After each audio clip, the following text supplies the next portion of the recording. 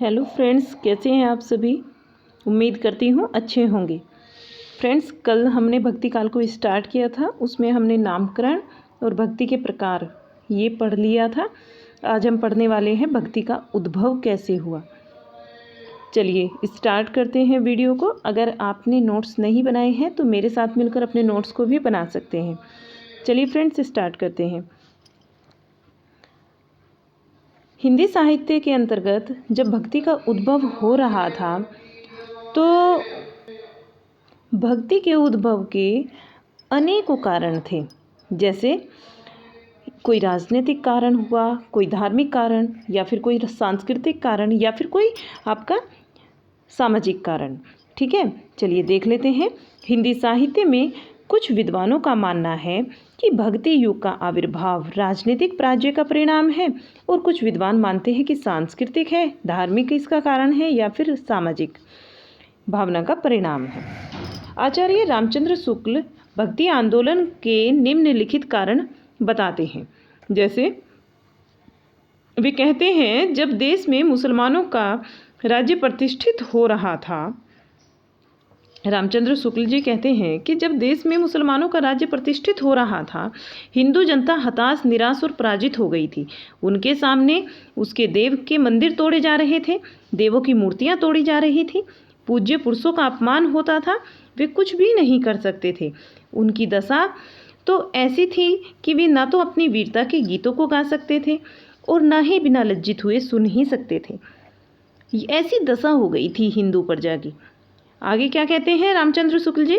कहते हैं कि आगे चलकर जब मुसलमान साम्राज्य दूर तक स्थापित हो गया था तो परस्पर लड़ने वाले स्वतंत्र राज्य भी नहीं रहे थे।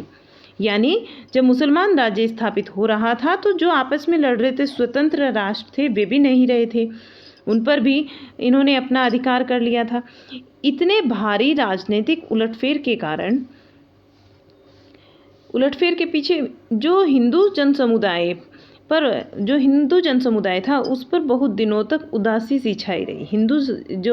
हिंदू जाति के लोग थे, वे क्या थे, बहुत दिनों तक उदास रहे। उनका मन किसी कार्य में नहीं लगता था, अपने पौरुष से हताश हो गए थे और भगवान की भक्ति और करुणा की ओर अपने ध्यान को ले जाने के सिवाय उनके पास कोई दूसरा मार्ग ही नहीं था। तो ये वाला जो कारण है इनका, राजनीतिक परिस्थितियाँ बताती हैं। राजनीतिक परिस्थिति के अकॉर्डिंग ऐसे कारण हुए उत्पन्न। चलिए आगे देखते हैं। रामचंद्र शुक्ल जी के अनुसार आगे देख लेते हैं क्या कहते हैं कि जिस समय मुसलमान भारत में आए थे उस समय सच्चे धर्म का बहुत कुछ ह्रास हो गया था। परिवर्तन के लिए बहुत बड़े धक्कों की आवश्यकता थी। देखिए कितना इंपॉर्टेंट कथन है, आपको भी ऐसे ही नोट करना है स्टार लगाकर। यानी ये कहते हैं कि जिस समय मुसलमान आए थे भारत में उस समय तो काफ़ी कुछ ह्रास हो गया था। परिवर्तन के लिए तो हिंदू जनता को बहुत बड़े धक्कों की आवश्यकता थी। आचार्य रामचंद्र जो हजारी प्रसाद द्विवेदी जी हैं, वे रामचंद्र शुक्ल जी के कथन से सहमत नहीं हुए। वे उस पर असहमति व्यक्त करते हुए कहते हैं कि भक्ति भावना प्राजित मनोवृत्ति की उपज नहीं है। जो भक्ति भावना उत्पन्न हुई है वो प्राजित मनोवृत्ति की उपज नहीं है, और न ही यह इस्लाम के बलात् प्रचार के परिणाम स्वरूप उत्पन्न हुई है। उनका तर्क है कि हिंदू सदा से ही आशावादी जाति रही है। हिंदू लोग क्या थे? सदा से ही आशावादी थे। किसी भी कवि की जो भक्ति थी उसमें कोई भी निराशा का पुट हमें देखने को नहीं मिलता, ऐसा कहते हैं आचार्य हजारी प्रसाद द्विवेदी जी। आगे क्या कहते हैं आचार्य हजारी प्रसाद द्विवेदी जी, ये भी देख लेते हैं। चलिए देखो बेटा, पहले तो ये जान लो कि कितना इम्पोर्टेंट कथन है ये टीजीटी 2013 में आया है और पीजीटी 2021 में भी आया है। ये कहते हैं कि आचार्य हजारी प्रसाद द्विवेदी भक्ति आंदोलन को भारतीय चिंतन धारा का स्वाभाविक विकास मानते हैं। देखिए कई बार क्वेश्चन इतना ही आ जाता है कि भक्ति आंदोलन को भारतीय चिंतन धारा का स्वाभाविक विकास किसने माना, ये कथन के रूप में आ जाएगा। तो आचार्य हजारी प्रसाद द्विवेदी जी ने, वे कहते हैं कि लोक धर्म की शक्ति से जोड़ा तथा इस्लाम और हिंदू के द्वंद्व की अपेक्षा शास्त्र और लोक के द्वंद्व को महत्ता दी। यानी जो आचार्य हजारी प्रसाद द्विवेदी जी थे, इन्होंने कहा कि भक्ति आंदोलन भारतीय चिंतन धारा का स्वाभाविक विकास है, और ये लोक के द्वंद्व की महत्ता पर बल देते हैं, ना कि हिंदू और इस्लाम धर्म के द्वंद्व को। ठीक है, एक बार एक क्वेश्चन आया था पीजीटी 2021 में, जो क्वेश्चन आया देखिए, मैं उसके कुछ ऑप्शन भी यहाँ पर नोट किए हैं, आप देख लीजिए। संत साहित्य के संबंध में कौन सा कथन उचित नहीं है? एक कथन था इसमें, हमसे पूछा गया नहीं में आंसर नहीं है। तो संत साहित्य एक वैचारिक भूमि पर स्थित था, बिल्कुल था। आचार्य रामचंद्र शुक्ल के अनुसार यह इस्लामिक आक्रमण से पराजित हिंदू जनता की असहाय मनः स्थिति का परिणाम था, बिल्कुल सही बात है। संत साहित्य को मात्र भजन पूजन के स्तर पर देखा जा सकता है, ये नहीं था, देखिए ये तो नहीं था। हजारी प्रसाद द्विवेदी के अनुसार संत साहित्य या भक्ति आंदोलन भारतीय चिंतन धारा का स्वाभाविक विकास है, ये भी है। यानी कि हमारा जो ऑप्शन होगा नहीं में, ये थर्ड वाला राइट होगा। ठीक है, आगे देखिए, हजारी प्रसाद द्विवेदी जी का कथन, यानी कि कुछ इंपॉर्टेंट कथन है इनको देख लीजिए और आपको ऐसे ही नोट डाउन करना है। ठीक है, बिल्कुल बेटा, स्टार लगा के आपको भी नोट डाउन करना है।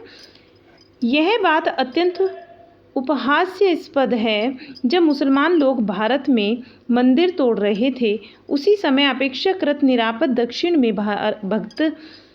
में भक्त लोगों की भावना की शरणागत की प्रार्थना को मुसलमानों के अत्याचारों के कारण ही यदि भक्ति की अवधारणा को उभारना था, तो पहले उसे सिंध में और फिर उत्तर भारत में प्रकट होना चाहिए था।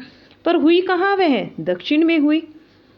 यानी हजारी प्रसाद द्विवेदी जी क्या कहते हैं कि अगर ये कितनी उपहास्यास्पद बात है, ये कहते हैं कि अगर मुसलमान लोग भारत में उत्तर की तरफ से आए थे, उत्तर भारत में आए थे, तो भक्ति का जो आविर्भाव है वो पहले उत्तर में होना चाहिए था, लेकिन हुआ कहाँ पर? दक्षिण में हुआ है। ठीक है, और ये कहते हैं कि ये तो मुसलमानों के अत्याचारों के कारण यदि भक्ति का आविर्भाव होता तो बेटा कहाँ होता? पहले उत्तर में होता, सिंध में होता और फिर उत्तर भारत में होता, उसके बाद वो दक्षिण तक आती। लेकिन आई कहाँ से है? इसका आविर्भाव तो दक्षिण से माना गया है, दक्षिण से उत्तर की तरफ बढ़ा है। चलिए आगे देखते हैं। आचार्य हजारी प्रसाद द्विवेदी का एक और कथन है, इसको भी हमें नोट डाउन करना है, बिल्कुल ऐसे ही।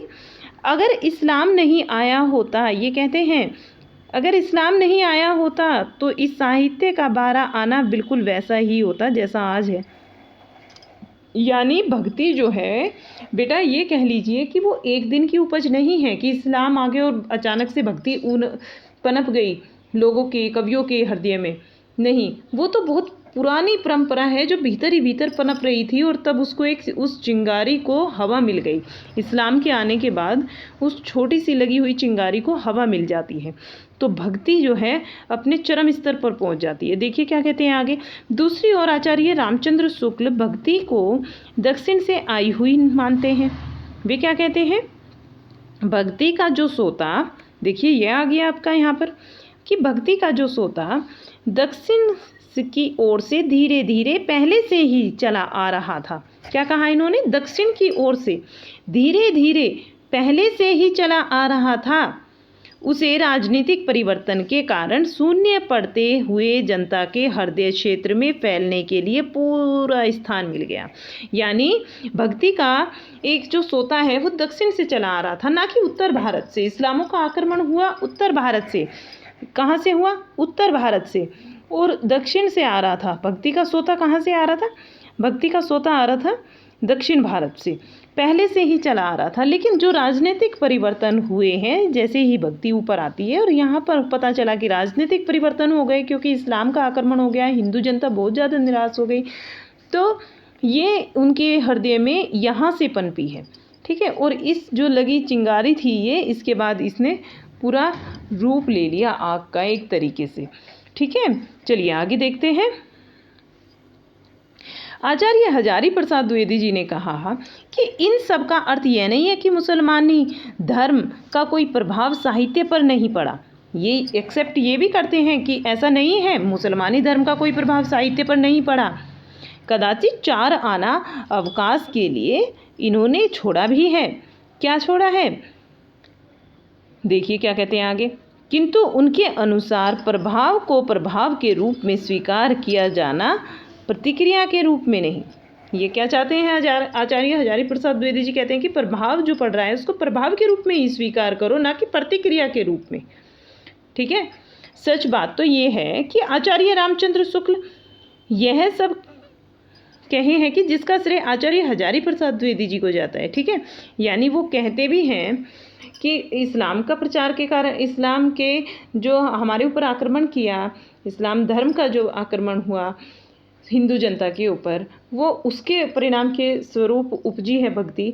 लेकिन वे ये भी एक्सेप्ट करते हैं कि दक्षिण से भक्ति का एक सोता धीरे धीरे उत्तर भारत की ओर आ रहा था। ठीक है। अब ये क्या कहते हैं यहाँ पर, ये कहते हैं शुक्ल जी ने जो कहा उसका विस्तार नहीं किया। शुक्ल जी ने कह दिया, अपना स्टेटमेंट दे दिया और छोड़ दिया, उसको डिफाइन नहीं किया। जो गलत कहा उसी के आधार पर उनकी अवधारणाओं का मूल्यांकन होने लगा। ठीक है। फिर भी भक्ति के संबंध में आचार्य शुक्ल की अपेक्षा आचार्य हजारी प्रसाद द्विवेदी की मान्यताएं अधिक पुष्ट हुई हैं। यानी कि जो आचार्य हजारी प्रसाद द्विवेदी जी ने अपने तर्क दिए हैं उन्होंने पुष्ट भी की। उनको पुष्ट का मतलब है कि उनका व्याख्यान किया है और समझाने की प्रयास किए हैं कि भाई इस तरीके से ऐसा हुआ है। लेकिन अगर रामचंद्र शुक्ल जी गलत भी बोल देते हैं, कोई कथन उनका ऐसा है कि उन्होंने कह दिया और उसको फिर एक्सेप्ट भी कर लिया, तो उस पर कोई तर्क नहीं दिया। ठीक है। चलिए आगे देखते हैं। वस्तुतः भक्ति काल का सान्निध्य प्राचीन दर्शन की प्रवाह का एक अविच्छिन्न धारा है। डॉक्टर सत्येंद्र के अनुसार भक्ति द्रविड़ उपजी लाए रामानंद प्रकट करी कबीर ने सप्त दीप नवखंड। देखिए कितना अच्छा दोहा है, इसको तो आपको बिल्कुल नोट डाउन करना है, ऐसे ही डॉक्टर सत्येंद्र के अनुसार। ठीक है। सत्येंद्र जी ने ये दोहा कहा है। आगे देख लेते हैं। भक्ति आंदोलन एक आकस्मिक घटना तो नहीं है। भक्ति आंदोलन कोई ऐसी घटना नहीं है कि अचानक से हो गई, क्योंकि इसकी पुष्टि जो इसकी पृष्ठभूमि थी वो भीतर ही भीतर कई शताब्दियों से तैयार हो रही थी। इस्लाम जब भारत आया तो भारत आगमन के लिए चिंगारी का काम कर गई। इस्लाम के भारत आगमन ने इसे चिंगारी का काम, इसमें क्या किया, चिंगारी का काम किया और एक व्यापक जन आंदोलन के रूप में फूट पड़ा। यह है भक्ति आंदोलन। भक्ति आंदोलन के उदय के अनेक कारण रहे हैं। कुछ महत्वपूर्ण कारण का परिणाम नहीं था और कुछ कारण इनके निम्नलिखित हैं। चलिए देख लेते हैं कौन कौन से कारण हैं। जटिल हिंदू धर्म पहला कारण है, जटिल हिंदू धर्म। दूसरा, हिंदू धर्म में पनपे दोष। तीसरा है हिंदू धर्म को जनवादी बनाने की आवश्यकता। मुस्लिम आक्रमण, इस्लाम के प्रचार प्रसार व इस्लामी शासकों का अत्याचार। पांचवा कारण है हिंदू धर्म व समाज का विघटन, सूफी संतों का प्रभाव। निष्कर्ष क्या निकल कर आता है, देखिए निष्कर्ष यह है कि ये निष्कर्ष निकलता है और आपको भी बेटा नोट डाउन करना है। देखिए ठीक है, मैं पहले ही बता दे रही हूँ, आपको नोट डाउन करना है। ऐसे ही यह है कि हिंदी साहित्य में भक्ति आंदोलन का प्रारंभ दक्षिण भारत के आल्वर भक्तों की परंपरा में हुआ है। ठीक है। आल्वर भक्त, हम ये भी जानेंगे कि आल्वर भक्त कितने होते हैं, आगे के वीडियो में ये भी पढ़ने वाले हैं हम। आल्वर भक्तों की संख्या कितनी है, जैसे सिद्ध हमारे 84 हुए, नाथ 9 हुए, कुछ मैंने अन्य नाथ कवि भी आपको बताए थे। ठीक है, उसमें भी 3-4 आते हैं। चलिए आगे देखते हैं। मुस्लिम शासकों, आगे देखिए, उत्तर भारत की राजनीतिक परिस्थितियों ने उस आंदोलन के प्रचार प्रसार में महत्वपूर्ण योगदान किया। नेक्स्ट पॉइंट, मुस्लिम शासकों की धर्मांधता और इस्लाम के बलात् प्रचार में क्रूर व धार्मिक नीति ने भी उत्तर भारत में हिंदू जनता में भक्ति भाव को दृढ़ता प्रदान की। आगे देखिए अगला पॉइंट, भक्ति आंदोलन भारतीय मनीषा ज्ञान एवं दर्शन की एक अविच्छिन्न धारा है। भक्ति आंदोलन क्या है? प्राचीन भारतीय मनीषा ज्ञान और दर्शन की एक अविच्छिन्न धारा है जो अत्यंत शक्तिशाली एवं व्यापक है। देखिए क्वेश्चन आया था टीजीटी 2004 में आया ये क्वेश्चन, मैंने नोट डाउन किया, आप भी नोट डाउन करके रखना, इसको फिर सिलेबस के साथ ही आपको लर्न हो जाएगा।